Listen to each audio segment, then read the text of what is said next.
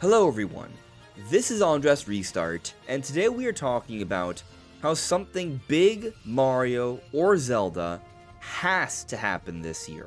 Possibly even both could happen this year, but at least one of them has to happen this year.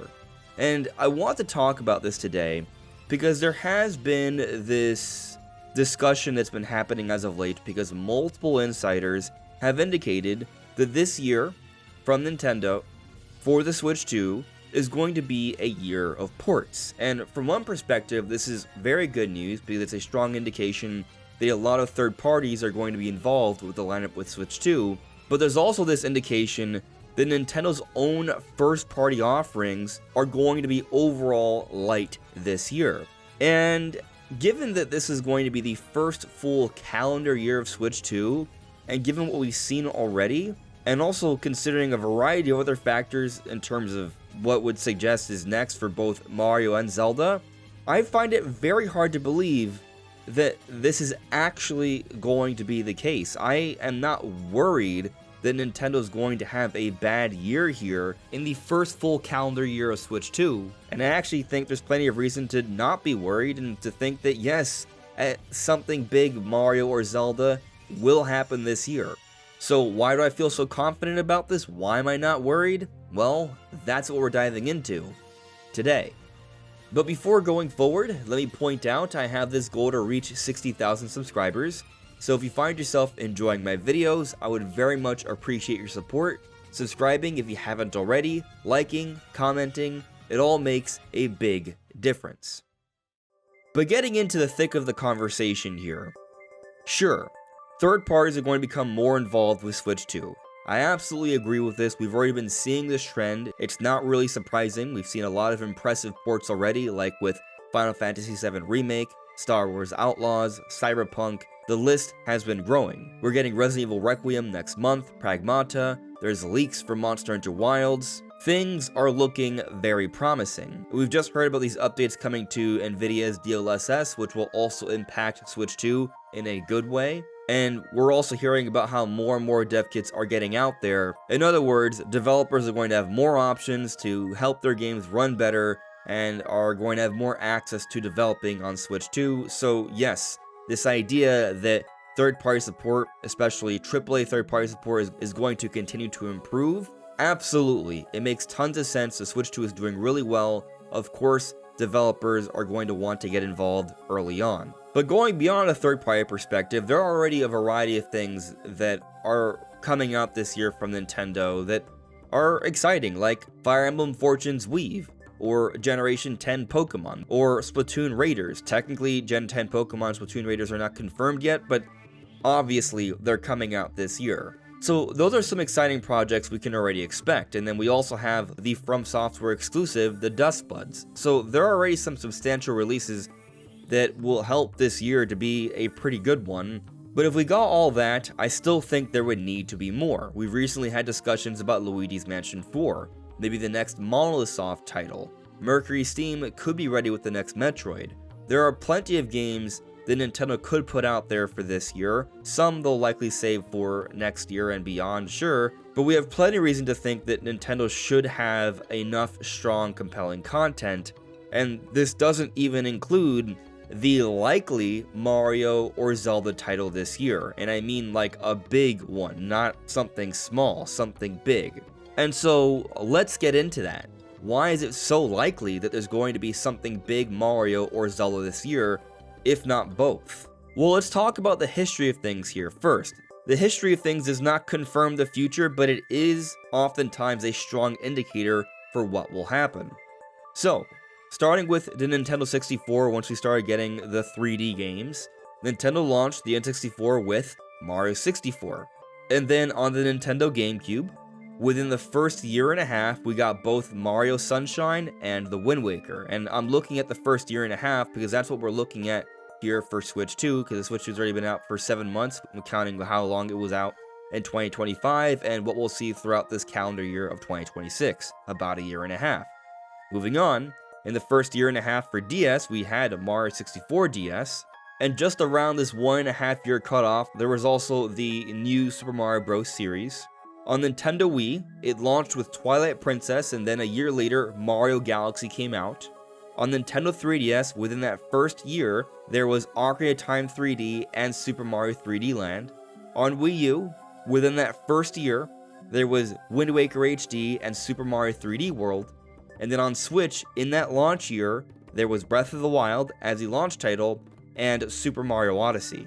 So as I've highlighted here, history has shown, and especially over the last 4 big hardware releases, Nintendo has made sure to have within that first year and a half, oftentimes that first year, both a major Zelda release and a major Mario release.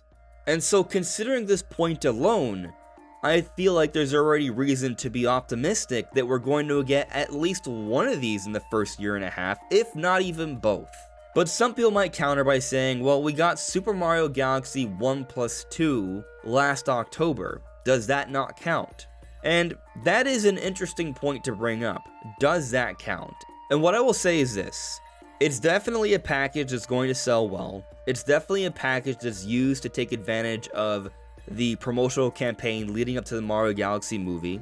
And it's definitely something. However, this release is still lesser than a brand new Mario game. It's not like a Mario 64 or a Mario Sunshine or a Mario Galaxy or a Mario Odyssey. But it's also lesser than Mario 64 DS, which was a rebuilt Mario 64 for the DS with a variety of new levels and new multiplayer options. It was a significant release. And just considering the types of big Mario releases to start a new generation, this would definitely be far less ambitious than any of those. I don't think this counts for that. It is good, and maybe it does give Nintendo a little bit more time, but it's definitely not a replacement. Especially when you consider that it's not even an exclusive to the new console, unlike all these other Mario releases we've talked about from the past. But some people might say, well, the Mario Odyssey team put out Donkey Kong Bonanza as the second big title for Switch 2. And for that reason, we're not getting 3D Mario anytime soon because it's not close to coming out. And to that, I will say, baloney. And what I mean by that is that yes, Donkey Kong Bonanza, amazing release, but it's also not Mario. It does not have the sales potential of Mario. It does not replace the need for an ambitious new Mario project early on for the hardware. And just considering what we know about the situation regarding Donkey Kong Bonanza, there's still plenty of reason to expect that Nintendo has still been working on 3D Mario for a very long time.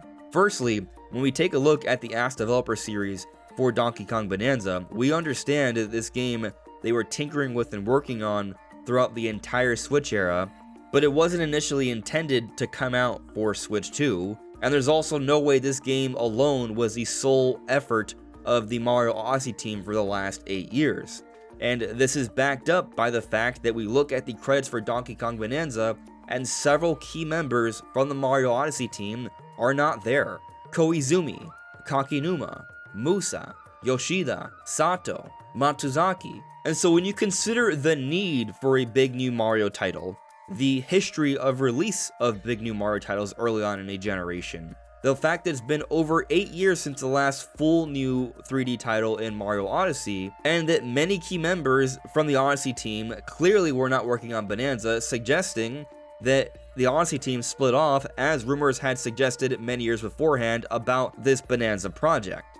But there's something else to consider here. We've already observed, and I've mentioned this a billion times, but when it came to the Mario movie that came out a few years ago, Mario game sales increased across the board during this period of time. Not just new Mario games, but already available Mario titles on the Switch. And so given that Nintendo themselves has pointed this out in their financial data, this is absolutely something to take into consideration going into the release for the Mario Galaxy movie. It's also probably a big part why they put out Mario Galaxy 1 and 2 for the Mario movie.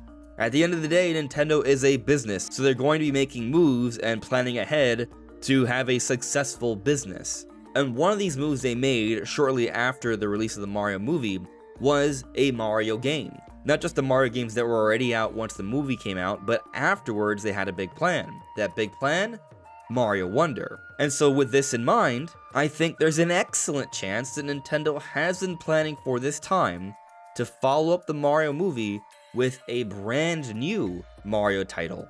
If they follow the framework for how they handled things back in 2023, the Mario movie came out in the first half of the year, the next new Mario game came out in the second half, that may be exactly Nintendo's plan this time around as well. So when you consider all of these factors together, in my mind, it makes complete sense to think that Nintendo definitely has a Mario title that is close to ready and could be coming out by the end of this year, and would definitely be a big release for this year, which does partially lead me to believe that once it's all said and done, once we actually see Nintendo's full plan, and not just pay attention to the limited information that some people have on what's going on, this year I don't think would be fairly characterized as just a year of ports, which would probably be a bad idea for the first full year of Nintendo's next generation, which they took a very long time to get to, I might add.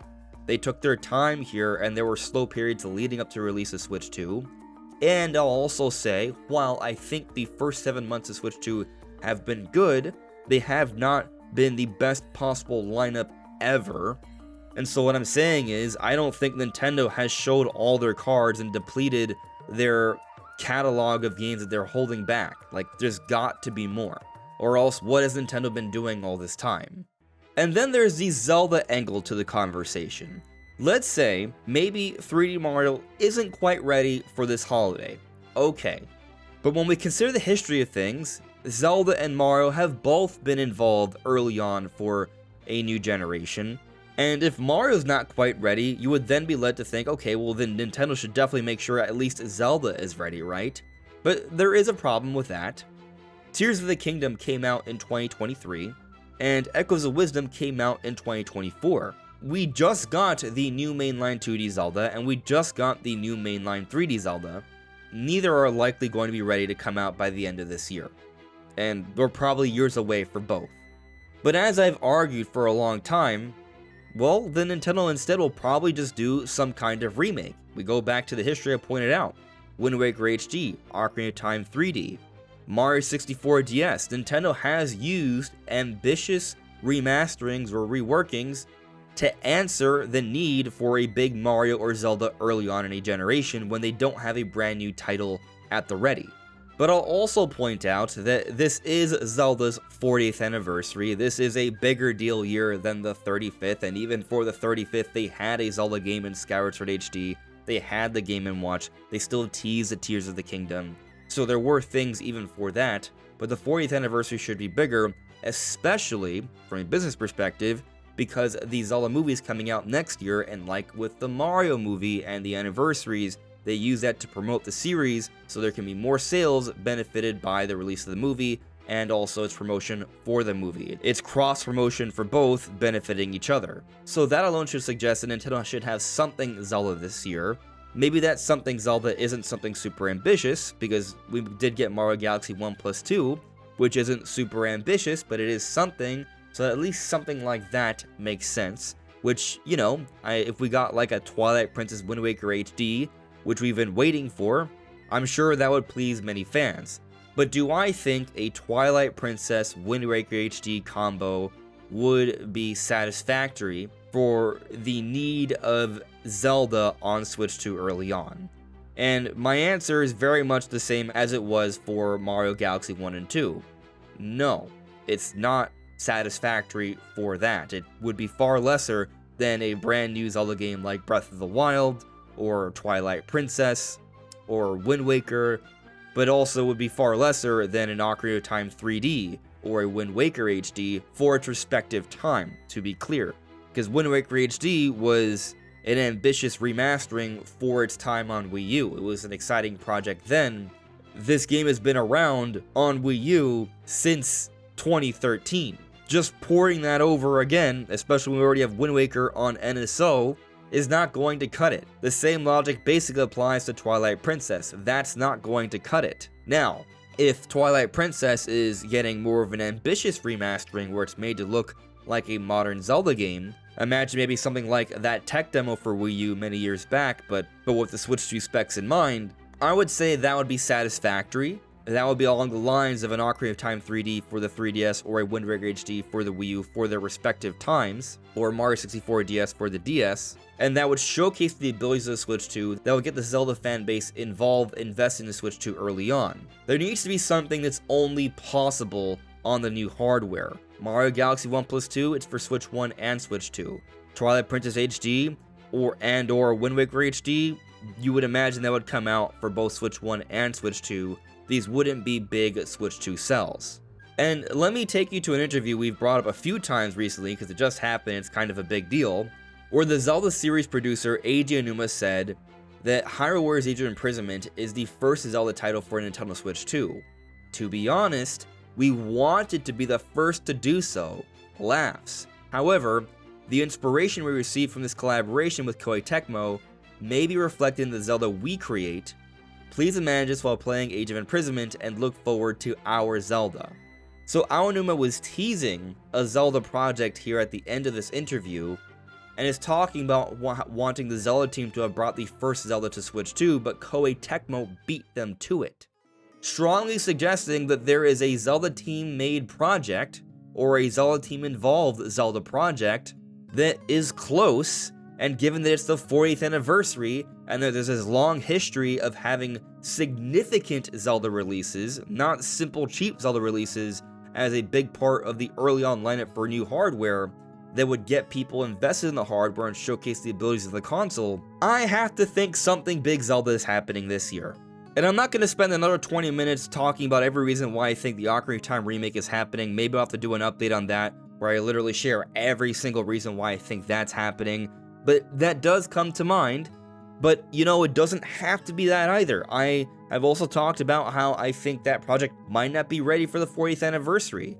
But there's gotta be something Zelda substantial for this year. Not just for the 40th anniversary, not just to help promote the movie and vice versa, but also, as history has shown, Zelda has been involved in a big way early on for every generation to showcase the abilities of the console and to get people invested in the console. Some people might bring up, well, we did get the Switch 2 editions for Breath of the Wild and Tears of the Kingdom, but that barely made any sort of dent in terms of the sales charts, and I'm pretty sure Nintendo knew this from the get-go. I did. When we heard about this project when it was leaked like a year or two beforehand, I was telling people, this is not a big deal, it's not going to sell well, and the sales have shown that. It's not that they aren't good, but these games have been out for years already. They're just simple little enhancements that are free for NSO members, I might add. This isn't grandly enhancing games that came out many years ago. This is just minor enhancements for the most recent Zelda games. It doesn't count in my eyes, and the sales show that. So there's still that need to put out something Zelda to get the Zelda fanbase invested, to get them buying into the Switch 2, to have something exciting for the 40th anniversary, to have something to promote leading into the movie, and Aonuma basically just teased that something like that is coming, and he has a history of teasing these things.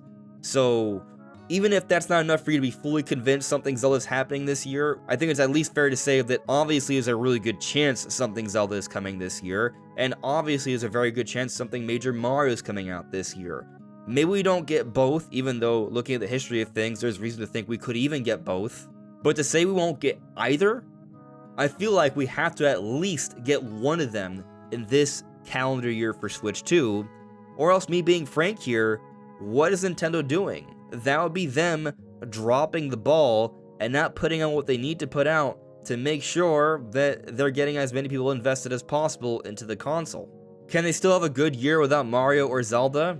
Sure, they can. But I'll also say this, we're getting a Mario movie this year, a Zelda movie next year. We're not getting other kinds of movies. Why? Because Mario and Zelda are Nintendo's most important IP outside of Pokemon. So I think that should be reason enough to think that Mario and Zelda will be involved in a big way for the beginning of their new generation that they waited a very long time for. But that's the end of my rant, reasoning, explanation as to why I am confident something big Mario or Zelda has to happen this year. But what do you all think? Let me know in the comments below. This is AndresRestart. Thank you so much for listening and watching, and I will see you all really soon. Take care. Bye.